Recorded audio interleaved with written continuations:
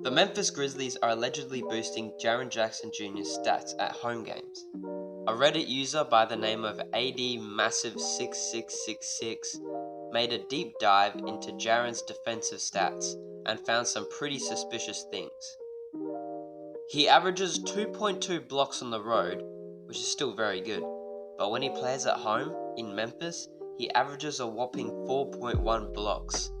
And same goes for steals, 0.7 per game on the road and 1.4 at home.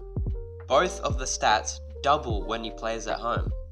And if you think it's because of his minutes played, you'd be wrong, because he plays almost the exact same amount of minutes in away and home games. ADMassive6666 went through some Memphis home games in this past season and found many instances where Jaren Jackson was credited with a block or steal that either his teammate did or never even happened. Here are some examples.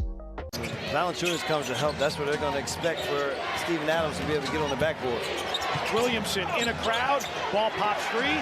JJ was credited with a block here, even though Zion didn't even attempt a shot. Point lead, shot 52% in the first quarter. Garland on the feed. Stevens lost it, picked up by Bane, who's back in. Desmond Bane picks up the ball after a bad pass, and Jackson is once again credited with a steal. Memphis has a history of doing this sort of thing, as back in the 1990s, a former statistician for the Grizzlies admitted to boosting Nick Van Exel's assist numbers at home games. But has it all been blown a bit out of proportion? A YouTube channel that goes by the name of 2 for 2 made an amazing video going through each recorded steal and block, and concluded that only 4 blocks and 4 steals were not the correct call. 4 out of his 66 blocks at home games. Only 4 shouldn't have counted. If you subtract the incorrect blocks, he still leads the league in blocks per game. Jaren Jackson Jr. is still my pick for Defensive Player of the Year. By the way, if you want to see the full Reddit post, it's in the description.